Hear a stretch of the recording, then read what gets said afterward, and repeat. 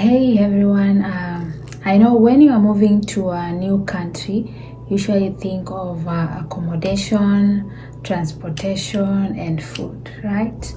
And I know you have heard like, oh, Seoul is very expensive city to live in, and yeah, all of those stories from online, from Google, from ChatGPT. But today I'm going to walk you through how expensive is South Korea. This is Amar and I'm just an ordinary student living in the modest country in Asia. And I believe from this video, those who are wishing to move to South Korea this year or next year as a student, as an employee, or just a business person, you will get something from it. Remember to like, comment, and subscribe. So let's get into it. 돼지고기 패션. 네. Ito po ng bahay. 야, 당정이야. 몇 명인데. 아니. Now, let's talk about accommodation. Accommodation in Korea is divided into three parts.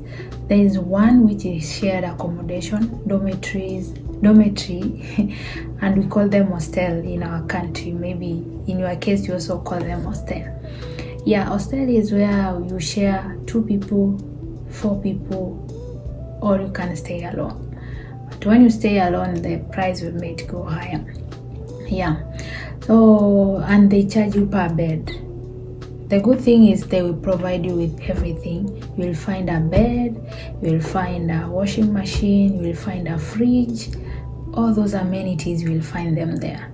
And there are 2 cases of dormitory. There are those who allow students to cook, and there are those who don't allow students to cook. And there are also outside hostel. They call them goshwon, where you can stay there, and probably they don't allow people to cook because it's a very small house. And here there is the cheapest of all hostel goshwon. They are the cheapest in South Korea, and it ranges from maybe 200 to maybe 450,000 Korean won. These collide also with a single room. We call them one room here, like a single room, but in our case it's like a bed sitter, where everything is included. There's a washroom inside, there's a kitchen you can cook, there's a bed, and if you want to add other things you can add on your own. If that place is very cheap, you are the one to equip the staffs. But mostly in South Korea, it's a good place. They usually equip the room. Yes, you find basic necessities. You cannot struggle even if you are coming for the first day. The other thing is the one room and also many rooms like apartment here. It ranges from maybe from 350 to maybe 1 million or more than 1 million. And something which is more than 1 million, of course, it will have a lot of houses and a lot of space, and which is a good thing basically for those who are working. And you are, if you Google South Korea minimum wage, you will know where most of things range.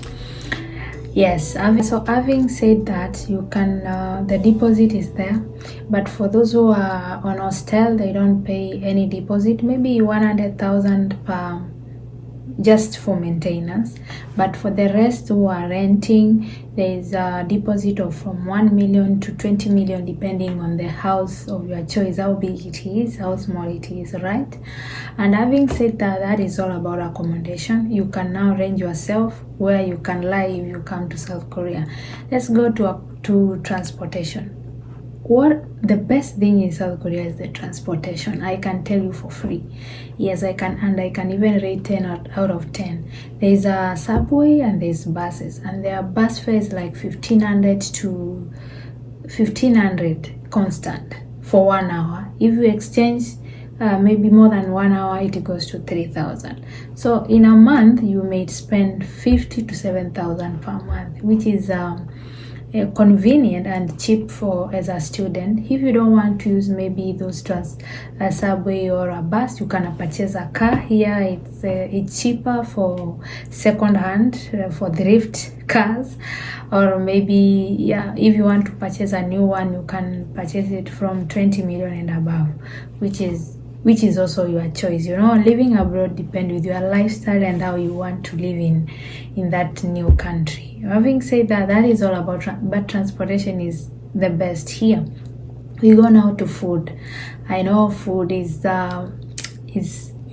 have to eat, and food is very important in everyone's life. Here you can try to eat out. I know even Korean, they mostly eat out, and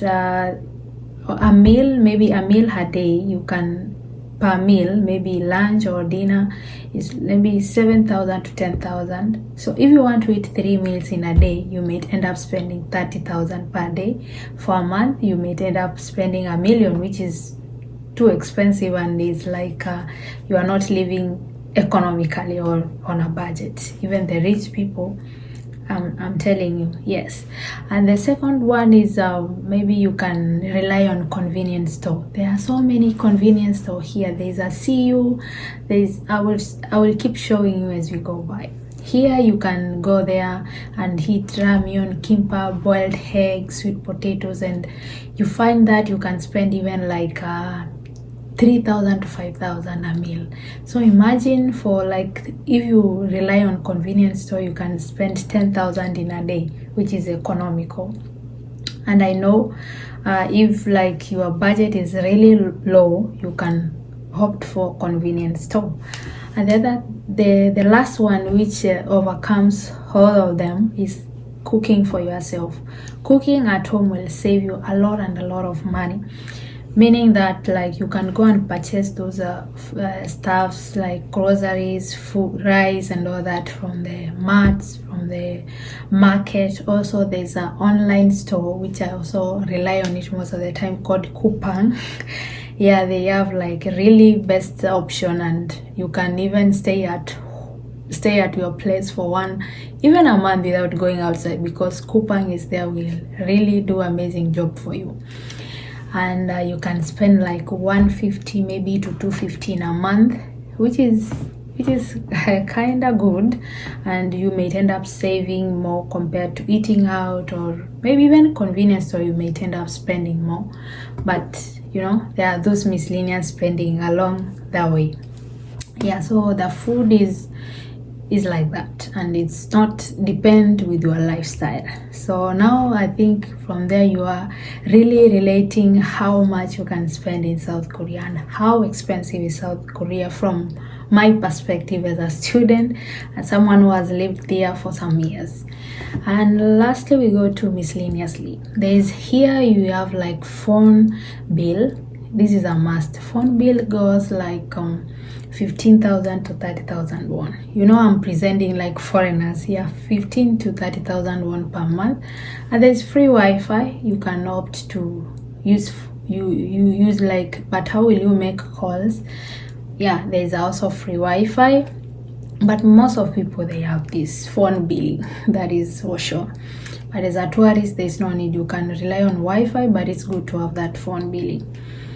And the other thing is insurance. There's health insurance. As for student, you pay like 75,000 won per month, and it goes up depending how you get as a student, or if you are employed, you will get different health insurance. So the bigger the money, the bigger the health insurance. Yeah, and we talk about gym. Those who want to exercise, although there's a free gyms outside, you can walk outside. I will show you free things in South Korea. So stay tuned in my channel. You will see a lot, and you'll be able to learn more about South Korea. So we go to miscellaneous spending. This is where you want to buy new things, you want to upgrade yourself. Maybe you are saving to buy a phone, you are saving to buy a car, you are saving to buy maybe a laptop and all that. So this one is now depend with you. Maybe I can give it from 150 to 350.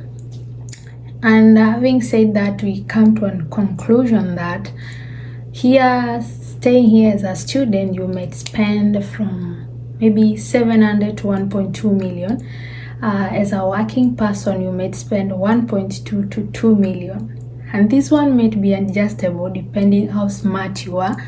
Living in a foreign country, you know, you can go overboard or you can go underboard, but all in all, there is also a rising cost every year. So it depends, typically it depends with your lifestyle. So having said that, do you think Korea is expensive? From what from the overview I've given, let's interact in the comment section. This marks the end of the video. I hope you are learning something, and I hope I will see you one day in South Korea. And bye for now. Bye.